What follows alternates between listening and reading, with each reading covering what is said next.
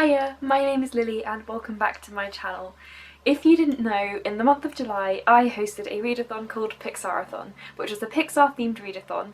There was one prompt for every original movie made by Pixar, none of the sequels because otherwise we'd get a bit out of hand, and I was aiming to complete all 14 prompts. If you'd like to see my TBR video or the announcement video that explain Pixarathon, they are both down in the description below. This video is going to be my wrap up of what I read in Pixarathon, and I'm going to be going through all of the books.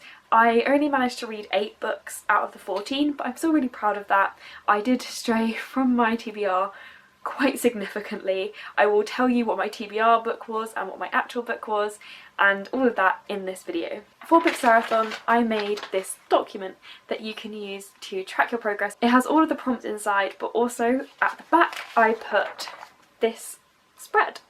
So on this side you have the tracker for your planning. So on one column you put your TBR and on the other column you put what you actually read, and then on this side you can keep track of what rank you got to. And as you can see, I reached the rank of Loyal Fan by reading the 8 books. I'm going to go through the books in the order that I read them just to make things a little bit simpler, because if I were to go through them in the chronological order that I have them in the handout, then I would have to tell you some out of series order, which would be a bit weird.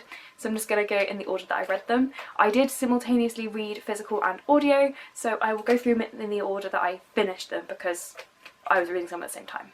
The first book that I read for the readathon was The Boy at the Back of the Class by Anjali Q. Ruff. This was my book for Toy Story, which was to read in middle grade and was also my TBR book. Not going to give too much focus to this one because the author herself has come out as slightly transphobic and I don't want to give it too much airtime, so I'm just going to quickly say that I read it. I rated it 3 stars. It was okay, it was an okay read. I have now lent it out to my little cousin who is of the middle grade age range because I thought she would benefit from reading about immigrants, and yeah, that's what I'm going to say about that one. The next book I read was My Sister the Serial Killer by Oyinkan Braithwaite. I read this for Onward, which was to read a book about an interesting sibling relationship, and it was about an interesting sibling relationship. I can't remember what I rated this, it was either 3 or 4 stars. It was a bit weird, but it's a very short read. I enjoyed it, but it wasn't what I was expecting or what I was hoping for. I think it was thrillery, it was interesting, but I wanted a little bit more than what I got. The next book I read was definitely a new favourite, and I'm very happy I read it, and that is Woven in Moonlight by Isabel Jimenez. And this was for Coco to read a book by a Latinx author. This was not my TBR book. My TBR book was an Adam Silvera book, but I was meant to read this back in June and I didn't get to finish it, so I sneaked it into my July TBR as well, and I am so happy. It was incredible. New favourite. I love this cover so much that I've now ordered the standard hardback in the black cover, and I will be ordering the paperback when that comes out, so I loved it so much. I'm definitely going to do a full review for this one because it was so good. I loved the characters, I loved everything about it, and yeah, I was going to do mini reviews, but I think that's going to make this video too long, so I'm just going to tell you my general vibe, and this one, 5 stars, absolutely love it, new favourite book. The next book I listened to on audio, but I do actually also own the physical copy, and that was On the Come Up by Angie Thomas. This one I read for Cars. For that one you had to read a book featuring celebrities or fame, which this one covered because the main character Brie is trying to become a famous rapper. I was listening to the audiobook for this one, and honestly the audiobook narrator was not appropriate for this book. She's a fully grown adult, she's actually one of the narrators for the Help audiobook, and it really felt like an adult pretending to be a teenager, and it was really awkward. Didn't particularly like it. I also didn't think she could, like, the rapping wasn't really rapped. I sort of wanted something a bit more artistic and with a bit more bite to it, and just an actual teenager. I don't know. It was okay. I enjoyed it. The storyline was interesting, but I think it was still only a 3 star for me. It wasn't as good as The Hate You Give, but I still enjoyed it. I'd still read more books from Angie in the future. The next book is another deviation from my TBR, but that is because it was for a tour and I didn't realise that I was going to need to read it as quickly as I did, but that is The Ship of Shadows by Maria Kuznia. I read this for Finding Nemo, and it was a book about found families, and I think Ship of Shadows is definitely a found family. It was very cute. I think you're sensing a theme here though. It was an okay book and I only gave it 3 stars. Well, 3.5, it's 3 stars on Goodreads. It hovers between 3 and 4 stars for me. It was still a really good book, it just wasn't amazing, but I think it is a setting up book for future books in a series. I do think the rest of the books in the series will be so good, and I'm very excited. I'm going to go through the next 2 books together because they are books 1 and 2 in a trilogy, and those were Scythe and Thunderhead by Neil Shusterman.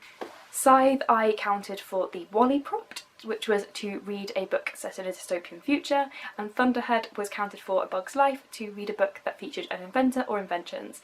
And honestly, these were not on the TBR at all. My TBR book for Wally was to read the next book in the Shatter Me series, book 2, I think it's Unravel Me.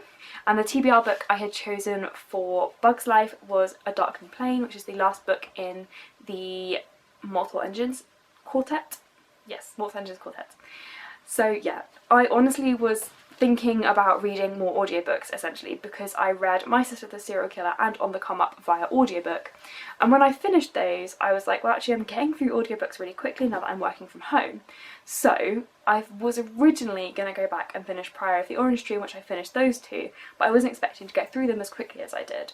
So instead I had a quick scroll through what audiobooks I currently had that were unread, and I came across Scythe and realised that's a dystopian, so I could read that for the dystopian one.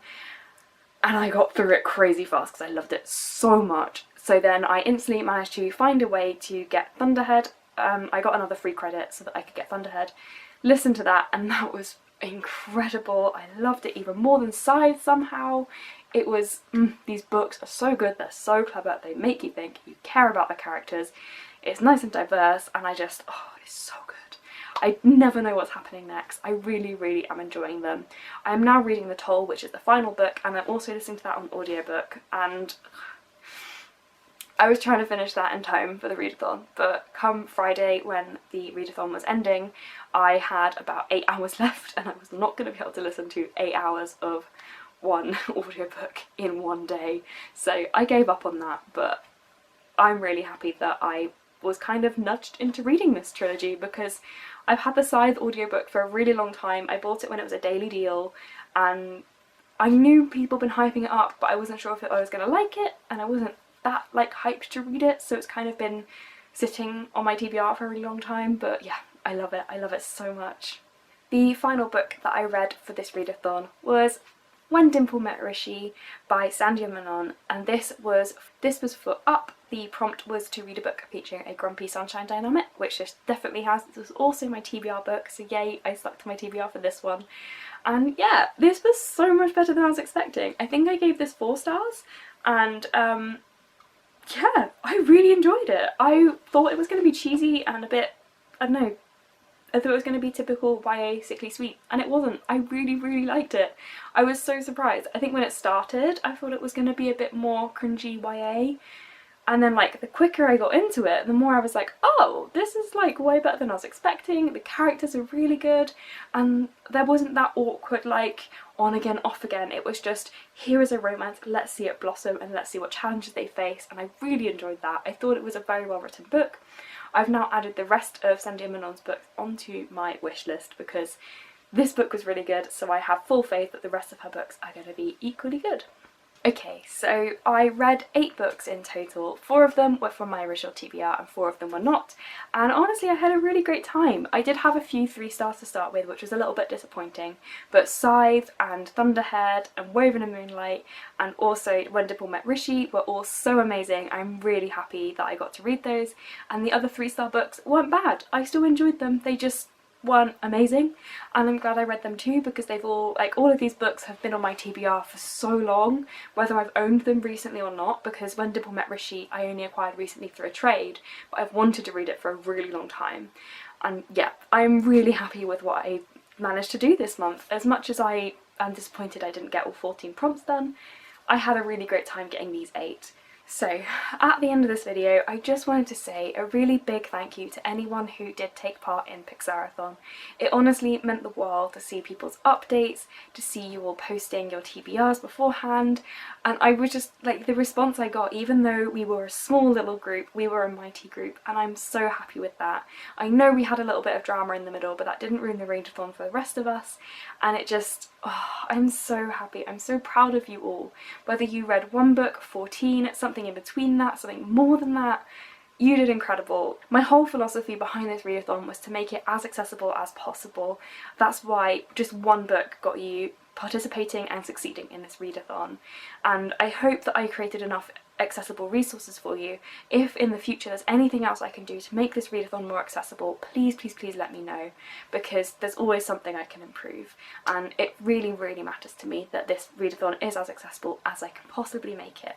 So yeah, thank you for taking part, thank you for your enthusiasm, thank you for all your kind words when you finished the readathon. I saw so many lovely tweets about people saying thank you to me for running this, and it really meant the world.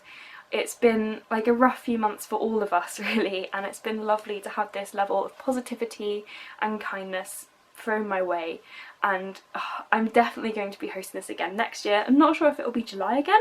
I might move it a month before or after, I'm not sure. I also have another readathon in the works. It'll be a Toy Story themed readathon, because Toy Story has always been the most important Pixar movie in my family. It's really close to a lot of my family's hearts, so yeah, and it's going to be great. I will be needing co-hosts for it because there will be teams for this readathon. When I know more and when it's closer to the time, I will reach out, so keep an eye out on my personal Twitter and on the Pixarathon Twitter, because I'll try and use both to promo it. So yeah, keep your eye out for next year's Pixarathon and for Toy Story Readathon, which will be in 2021. Thank you so much for watching this video. Again, if you took part in Pixarathon, thank you so much. If you liked this video, please consider giving it a like and subscribing to my channel to see more videos from me. If you have any thoughts on my readathon, on what I read this month, or anything at all, let me know down in the comments. I'd love to have a chat with you. Thank you for watching. Bye!